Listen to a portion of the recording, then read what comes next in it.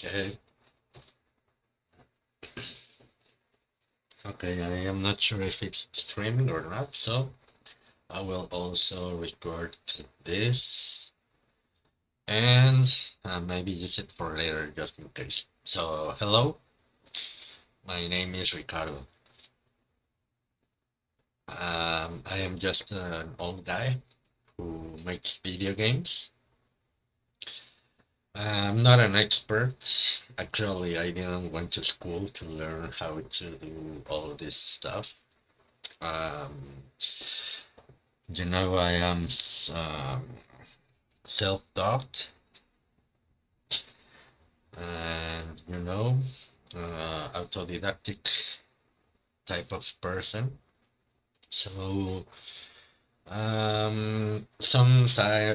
sometimes people ask me if it's hard to make video games, because I have like 3 video games already released and for sale on Steam. And I mean, I don't know if you guys know, but releasing a video game in Steam looks easy, but it's actually not because, believe it or not, they have standards. You know? Standards in many in many instances. Not only your game has to be running, it needs to be fun. It needs to actually engage. It cannot be just a simple mess. Actually, I mean, I cannot show you, unfortunately, I cannot show you some stuff because to work with Steam, you have to sign a non-disclosure agreement. So there is a lot of stuff that I cannot show, that I cannot talk about in regarding in working with Steam in particular.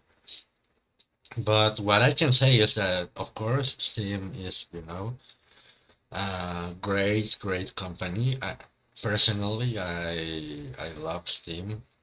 Actually, I love them more than Nintendo, more than Xbox, more than anyone. Steam has been very important for me, not only because they gave me the opportunity to release my games, but also that since the beginning, I love how I feel that I am owning my games. You I don't see suddenly license revoked. For example, with Epic Games, I mean, sometimes I had licenses revoked, like the time they revoked the Grand Theft Auto license to everyone, and well, to everyone that got it for free, and lots of stuff. I mean, you don't feel you own games except when you're using Steam. Um, Also, I like the security. Everything about Steam, it's awesome, honestly. I mean, so they have standards, of course. To be this awesome, they have standards. Of course, they had problems in the past. People, I mean, um, people like using it for spreading malware or stuff like that. I mean, yeah, I think it could happen, but it's not always the case. Yeah, some cases, yes, of course, but not all the cases. So another thing, like sometimes you cannot control, like there is people that it's simply smart. Malware, there is many techniques to hide malware, and even for example, let's say the standard of security has been, for example, Apple or I don't know, Google Play, for example. Even them, they have in the past problems like people also hiding malware in the Android APK or in the iPhones, certificates or stuff like that. Like I mean, there is people that is really really good with their stuff. And if they want to do the things they want to do, you will not stop them. Why? Because they are so smart, so persistent. Sometimes the reward is super, super high. I mean, there is many governments that will want to, have like a botnet or stuff like that, just to check everything it's okay. I mean, maybe they will not hunt you, or in some other governments they will, but some others they just want to be safe. So I mean, it's hard to keep all that stuff really clean. It's very hard, but Steam does a pretty good job at it. I mean, they do their protections, they do their checks, they they do their homework actually. I mean, I am really satisfied with Steam. They have rejected they have rejected my projects many times. I will be honest. I mean, um, for example, this game that I am making, they reject my first build because it was not really fun enough. Just to like to give you an idea, my my enemies were taking too much time to arrive, and among other issues, but they took notice of that. So releasing a game in Steam, it's not an easy task. You need to be perfectionist. You need to be doing the work properly.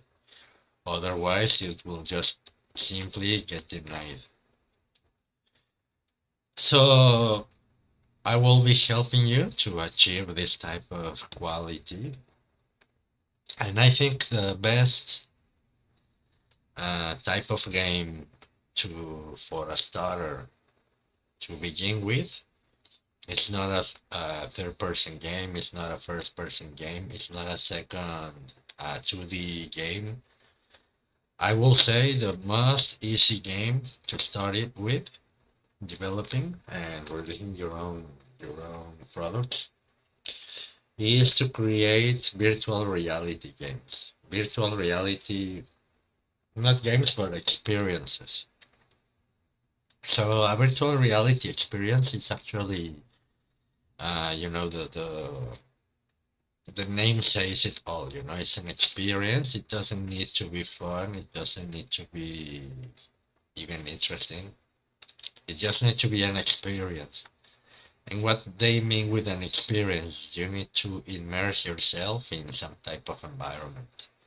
You need to put, for example, the way you're seeing that I am making this level. You can see I am controlling the lights. I am controlling the reflections. I have the lights wherever I want the light to be. There, it's there.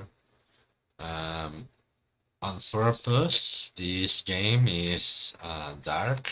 I'm gonna show you why, because I put some in the weapons. I have some uh, flashlight attached, as you can see. Just to make it more a little bit scarier. And you can see the shadows. It's working perfectly. This is taking actually a lot of resources. A lot of resources in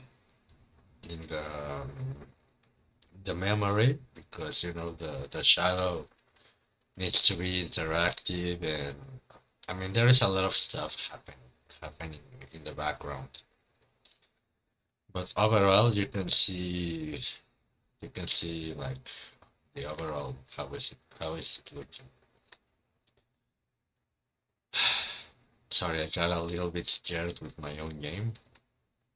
And well, as I was saying, To release a game on Steam, it's not that easy. You need to have some standards. You need to have some some expectations to be fulfilled because the people is gonna be paying, and when the people is paying, they have rights, they have expectations, and not achieving those expectations could end up in Steam having to pay because they will say, like, people will say, like, oh, there is only slop on Steam.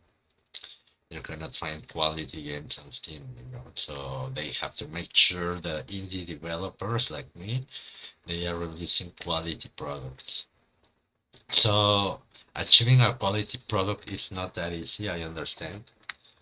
Not everyone has the basic stuff needed to release a quality product, but if you release a virtual reality experience, you don't need too much.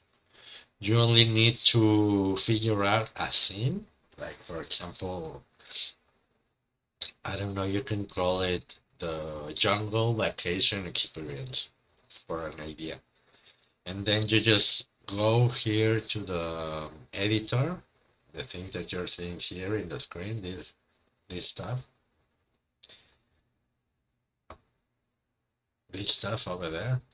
So you go here, you put some assets together, some 3D assets.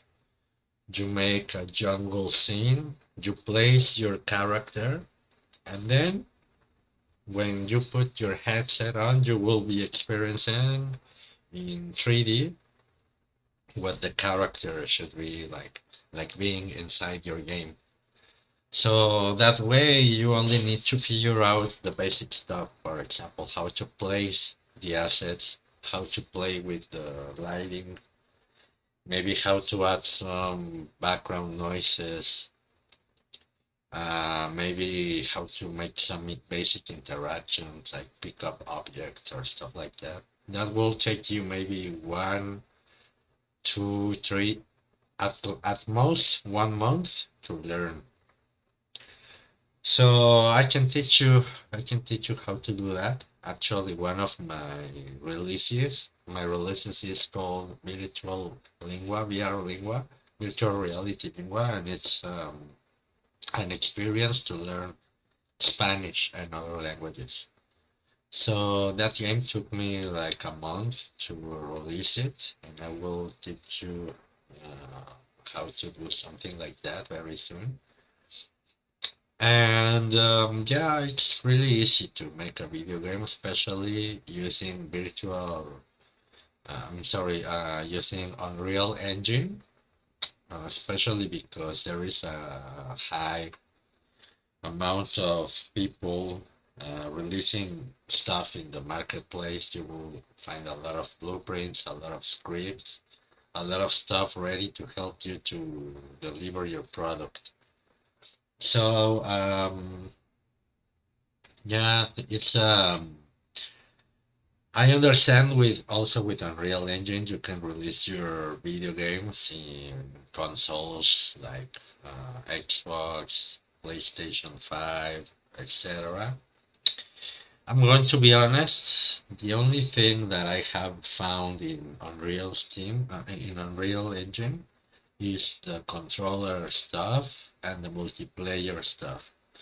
I don't know if you got the recent news that Steam partnered with some company.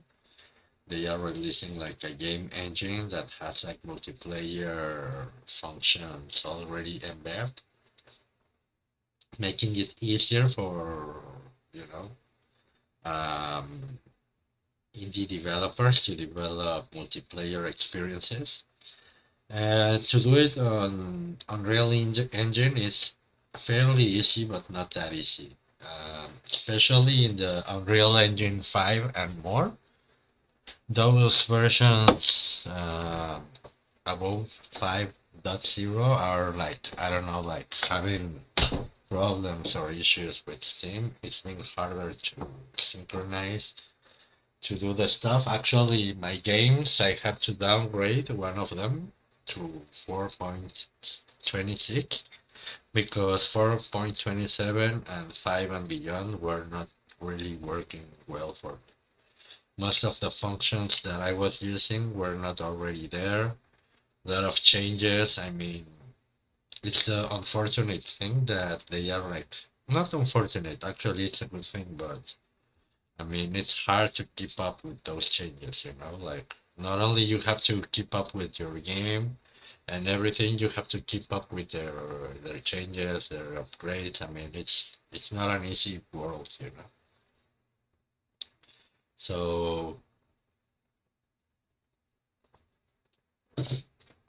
sorry, if you want to develop your own experience, it's totally possible. I will say start with Unreal Engine. It's been the best for me. Unreal Engine extremely easy to manage, to work with. I work with Unity actually. When I started my road learning, I started trying to learn Unity. There is a place called Circuit Stream. Circuit Stream is like an online education provider. Those are the best, honestly.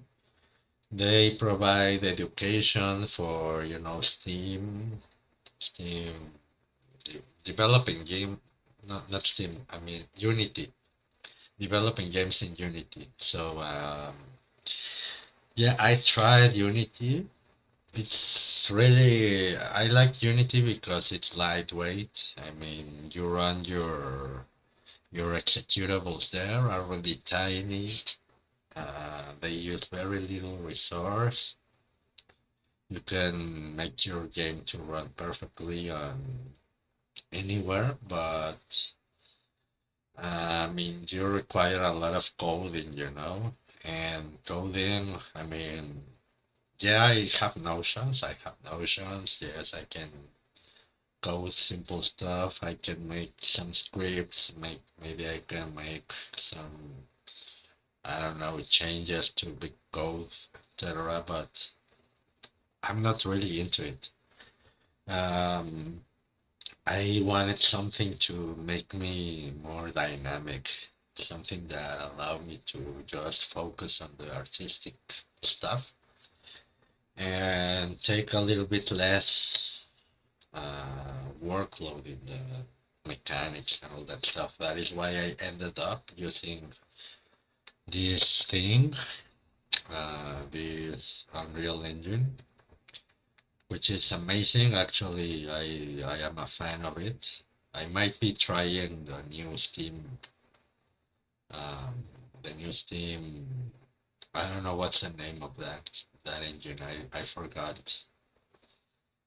Um, but yeah, I will be using that engine soon. But so far, Unreal Engine, unbeatable, super easy to work with. If you follow me through, I will start helping you to develop your own game. Just follow me, follow this channel, whatever you're watching. My username is Rich Black Hat everywhere you can find me on Kick, on YouTube, and yeah, I think that's it. So yeah, follow me. I will be making a quick update very soon to my first video game, and I will tell you how to make your own virtual reality experience. So right now I am working with this release. This release is called Illuminati Simulator Survival. So it's a survival game where you are in an Illuminati lodge, an Illuminati um, building, And the purpose is that you are experiencing like an initiation, an initiation test. If you read the Masonic monitors, Masonic books, like for example the Duncan Masonic Monitor, the Scottish Rite, Ancient and Accepted Scottish Rite books, York Rite, you will see something in common, and that something in common is that those type of orders, initiating orders, of course, they have a process of initiation. And during that process of initiation, all of those orders have something in common. The common thing on these orders is that they submit the participants, the aspirant people that wants to join them, to three types of tests. One of them is the test of fire. I think it's very common for you guys to hear about the test of fire. That's a real thing on Freemason orders. So in this game, the intro, the introduction shows you like your character is like receiving an initiation, and then the worshipful master will tell you like, okay, you need to pass a test if you want to be a member. And the test starts in the chamber of reflection. The chamber of reflection is a place that is commonly in the underground or buried in the lodges, in the Masonic lodges. Most of them, if not all of them, actually have this type of room. It's a requirement, actually. This room is used on the initiation processes, but also it can be used for any purpose, you know, like if you're a Freemason, you can just go to your chamber of reflections and stay there as long as you want, if nobody's using it. And some Freemasonic orders actually have one or more chamber of reflections. I have seen with my own eyes Freemasonic buildings with two chambers of reflections, because sometimes when the initiation they take places in two or three people at the same time, mostly two, but yeah, it can happen that one or more people is in the chamber of reflections, and this is separated. So this is why there is four chambers of reflections, one per player. There is four players at the first stage of release. There is going to be 8 players at the end release, but that requires me to do a little bit more server work, work a little bit harder for increasing the amount of players. Sorry, so at the beginning we will have only 4 players. So each player will spawn in a chamber of reflection for his own. Each chamber of reflection has some instruments, some standardized assets on them. One of them is the books, the Duncan monitor and the Scottish Rite monitor. They say like the books, the chambers of reflections can only be light. The only light that is gonna be available in the chamber of reflections is gonna be the light of a candle. In those books they put like a layer of how each chamber of reflection, what elements should contain. So these chambers of reflections, also the Masonic books tells you that these chambers of reflection should be monitored, especially during the time of an initiation. There must be like a secret area, most commonly at the door, but also can be at the walls, for the thing that they call the terrible brother. At least that's how I know it in the Spanish. I'm not sure in English how it's it called, but this is the area. This is another area in the game where you can like monitor, each chamber of reflection. So this is like legitly following all the dispositions, all the dispositions that are required for a real chamber of reflections. So this is what in the Masonic books it's called the Rapture Hall. Usually during your Masonic initiation, you will be facing the outside,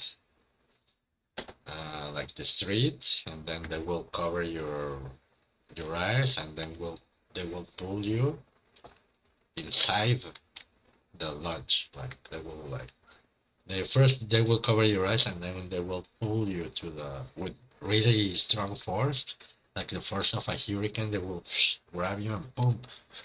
So that is why it's called the rapture hall, because they will rapture you into this chamber, drag you quickly and strongly. So in the Masonic books, this is called the rapture hall. It needs to be a square, so this is basically a square. So it's following also the Masonic texts and books. I am following, as I told you before, the Duncan Monitors and Scottish Rite books. So there is like an area where like you will find lost steps, if you wanna call it like that. Pasos perdidos, like just an area where you can find like the library and administrative stuff, of a common lodge. That is, this one is depicted in one of the blueprints and Duncan monitors. So also in the Masonic blueprints, they say like the working area of the lodge should be like in the second floor. So in this second floor, I follow this design. This is the design maybe you will find in the internet, this type of design. It's a real design of a Freemasonic order, including for example, the Tyler room before you enter, the actual working lodge area, the actual temple. It has a preparation room as the texts are mandated to have. There will be a Thelema order OTO area for the people that belongs to those type of orders. They will find there something to get related, some type of study, some type of stuff they can study. And here will be the main lodge that will be following the standard procedure of orientation, of course. Um, so yeah, this is what I have right now. This is what I'm currently working at. This is the spawn area, the enemy spawn area. This is around where I will be spawning all the enemies from. The enemies will be increasing in amount and speed on each wave. The game will be the level, not the game, but the level will be completed once you arrive to the temple place in front of the worshipful master. So to do that, of course, you will have to open a lot of doors. Each doors will cost you points or money. So once you have enough points or money and you showed yourself to be worthy by surviving all those waves, then you will be arriving inside of the Freemasonic Lodge in front of the worshipful master. And when you arrive to this area, there will be a cutscene playing where you will be completing the initiation process where they show you the light, and then you get initiated. So that will be like the completion of the first stage. And there will be second and third stage. Like the first stage will be like the entered apprentice stage.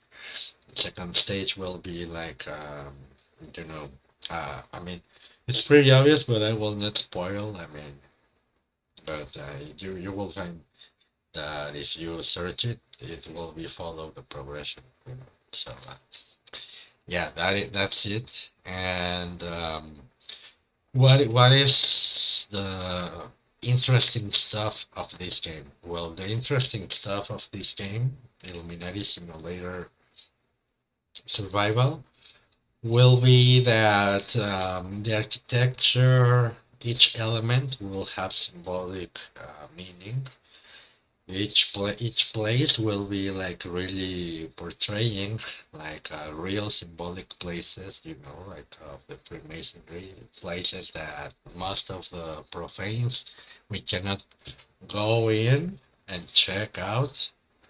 So maybe you want just to check out how does it look a real Illuminati temple. So this is what it offers you, the real experience. I am trying to be as um, loyal and accurate as possible. I have visited many temples before, and I am following also ancient and accepted books.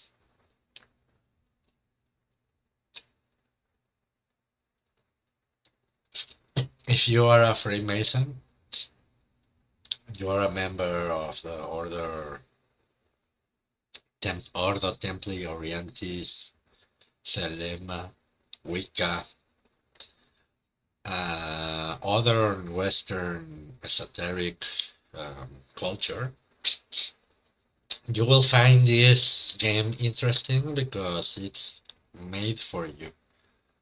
For example, in case you are a Freemason, you will find there, like a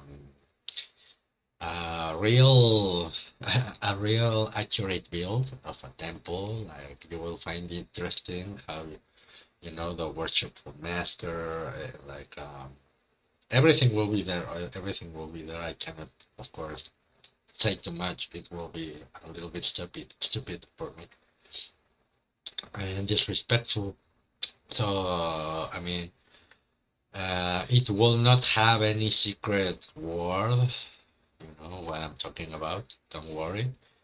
Um, it will be not having any type of recognition mode that it's meant to be secret, but everything else will be there, you know.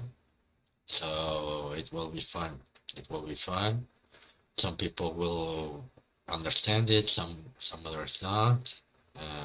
If you are the type of people that will understand what's there and what's the purpose, etc., some of the elements will have extra interaction.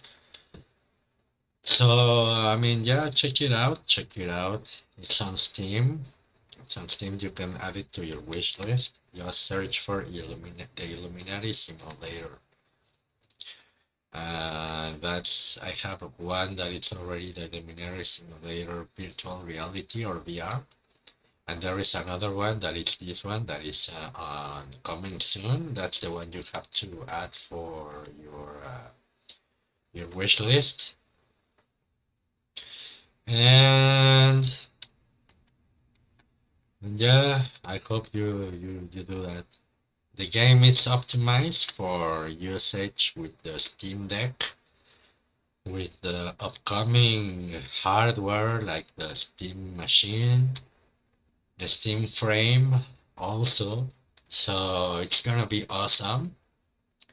You will be able to use 100% the controller. You will not have to, like switch between the keyboard, the mouse, the gamepad. Like, actually in the game Peches versus Zombies, I did that mistake.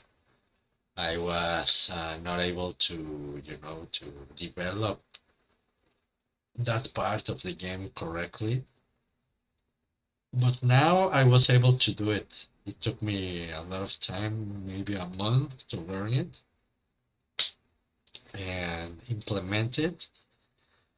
So yeah, that's a great improvement. Another improvement from my previous game will be the level progression. It will be more fun. Like the flow of the player will be thought to be spiraling in the sense that you will use 100% of the level, because for example sometimes when you design a level there is areas the player won't visit. Maybe there will be, if you don't have proper design of your level, there will be areas in your level that the traffic will be very slow, because the player will always choose certain paths, the shorter path to this, to that. So yeah, the during the game design, the level design, it needs to be well thought, and this thing I have to learn it during the process of years, and now I achieve level design that is very similar in my idea to the level design of not design, but the type of flow that I learned from, for example, Call of Duty Zombies.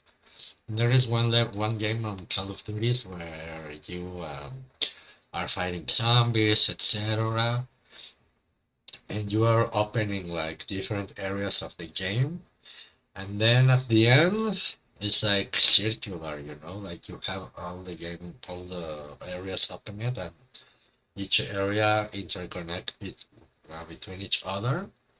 So it's very fun because you can, travel around all the areas in circular path, and, like gather the zombies, like crowd them and then shoot them all together. I mean, you can do a lot of stuff. It makes the game very dynamic.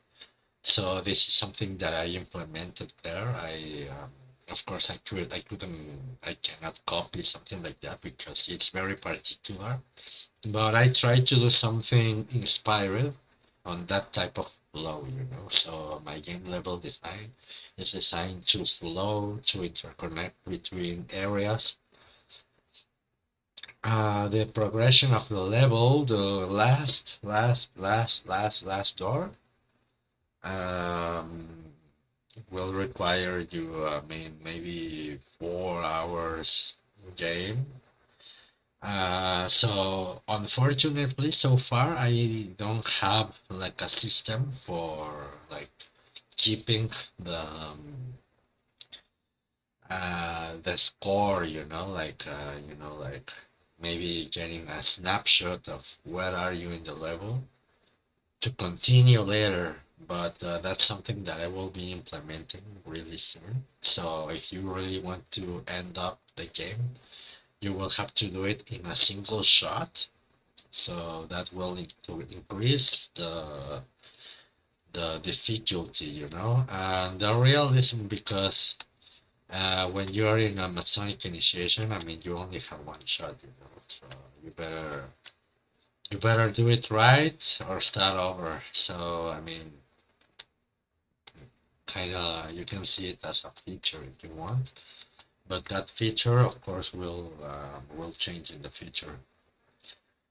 So this is it basically. I just wanted to share you some previews of my game and show you what I'm doing and what is coming. So if you want to see more content like this, just keep following me, keep subscribing. If you're able to, put like somewhere. I don't know, give me money or something. Of course, I'm joking. Just buy my games if you're interested. Maybe that will be awesome if you can buy one of my games in Steam. Just search for my name, Ricardo Alonso Pina, or search for Pejes versus Zombies or Illuminati Simulator. You will find Illuminati Simulator VR and Illuminati Simulator Survival. That is this one coming soon. The game copyrights are registered in Canada. All rights reserved, 2026. I will be releasing maybe some courses, some tutorials on how to develop games. So if you're interested in that, let me know. If not, also let me know. So see you. Thank you and bye bye.